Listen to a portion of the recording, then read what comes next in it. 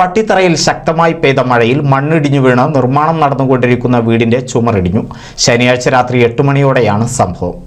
പട്ടിത്തറ കോക്കാട് മരമില്ലിന് സമീപം കോട്ടായത്ത് വീട്ടിൽ നാരായണൻകുട്ടിയുടെ വീടിന്റെ ചുമരാണ് ശനിയാഴ്ച പെയ്ത ശക്തമായ മഴയിൽ മണ്ണും പാറയും ഇടിഞ്ഞു വീണ് ചുമർ തകർന്നത്.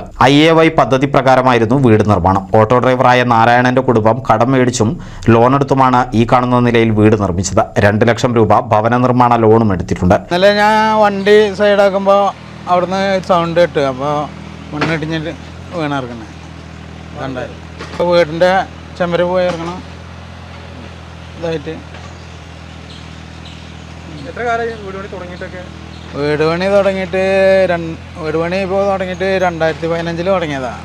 അത് പിന്നെ 2 റൂം തേച്ച് കഴിഞ്ഞപ്പോഴേക്ക് പൈസ മാറ്റം വന്നപ്പോൾ പിന്നെ പൈസയുടെ അത് കണ്ട് പിന്നെ ഓട്ടോറിക്ഷ ഓടിക്കാൻ കാരണം പൈസ ഇല്ല, അങ്ങനെ ഇതായതാണ്. എന്താ സംഭവിച്ചിരിക്കുന്നത്? ഇടിഞ്ഞപ്പോൾ എന്തൊക്കെയാണ് അവിടെ നഷ്ടം? ചുമര് പോയി, കട്ടില ജനൽ പോയി. 2 ലക്ഷം രൂപ പഞ്ചായത്തിൽ നിന്ന് കിട്ടി.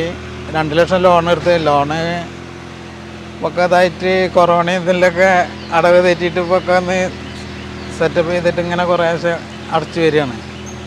പിന്നെ മോൾക്ക് സുഖമില്ലാതെ അങ്ങനെ ആശുപത്രി കേസുകൾ ഇതൊക്കെ ആയിട്ട്. നിലവിൽ താമസിക്കുന്ന വീട് ചോർന്നൊലിക്കുന്നതിനാൽ താൽക്കാലികമായ പുതിയ വീട് അടച്ചുറപ്പുള്ളതാക്കി താമസം മാറാൻ ഇരിക്കെയാണ് മണ്ണിടിഞ്ഞ് ചുമർ നിലം പതിച്ചത്. സംഭവത്തെ തുടർന്ന് JCB ഉപയോഗിച്ച് മണ്ണിടിച്ചൽ ഭീഷണി നേരിടുന്ന ഭാഗത്തെ മണ്ണ് നീക്കം ചെയ്തു വരുന്നുണ്ട്. പട്ടിത്തറ ഗ്രാമപഞ്ചായത്ത് അധികൃതർ സ്ഥലത്തെത്തിയിരുന്നു. NCV news Thrithala. 1000 വിവാഹങ്ങൾക്ക് ഒരേ ഒരു ബ്യൂട്ടി സിൽക്സ്, എടപ്പാൾ, ചാവക്കാട്, തൃപ്രയാർ, പുത്തനത്താണി, പെരിന്തൽമണ്ണ.